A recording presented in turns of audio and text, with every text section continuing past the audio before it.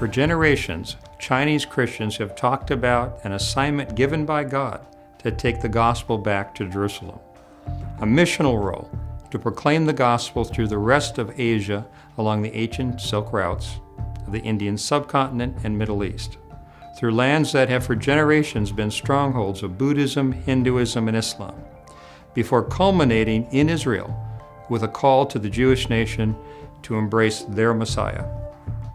The tumultuous and bloody events of the 20th century almost saw the vision die.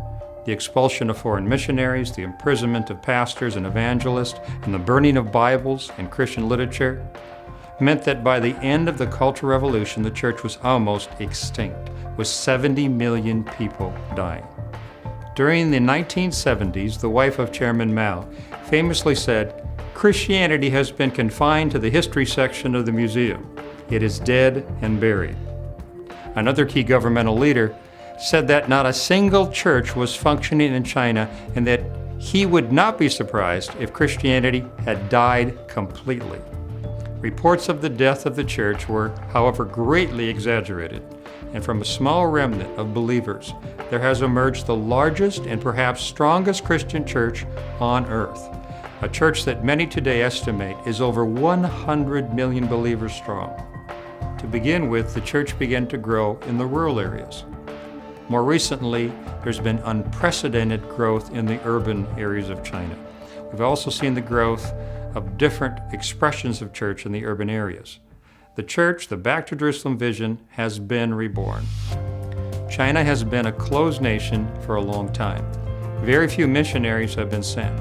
But in 2009, a Call to All Congress in Hong Kong saw thousands of Christian leaders from all around the world and from the mainland of China participating in an event to refocus the body of Christ on this Back to Jerusalem movement and their role in missions. The Chinese re-embraced the call, and as a sign they marched across a large floor map of the earth with the Silk Road nations in the middle. As they marched, they held up lights, symbolizing bringing the light of the gospel to all the nations. They held up their Bibles. The Back to Jerusalem call was being reignited among the Chinese leaders as they prayed, danced, and wept on the map. Call to All is not alone in recognizing what's going on in the Chinese church. Over the last few years, the homecoming movement, led by a group of Christians from Hong Kong and Taiwan, has been growing. In early 2013, 25,000 Christians gathered in that same Hong Kong Expo Center as the Call to All Congress. They worshiped and interceded for more than 4 days. The time has come for the Chinese church to embrace their mission. As Ywam, we have a unique opportunity to work alongside the Chinese church.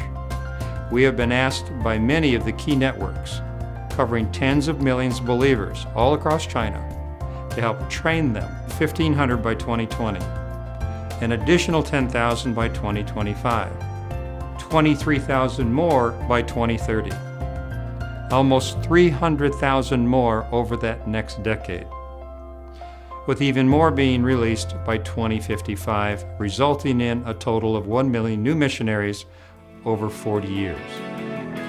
Half of the geopolitical zones of the world, about 2,000, are in this area from China to Israel. This is the part of the world they're targeting on their way back to Jerusalem.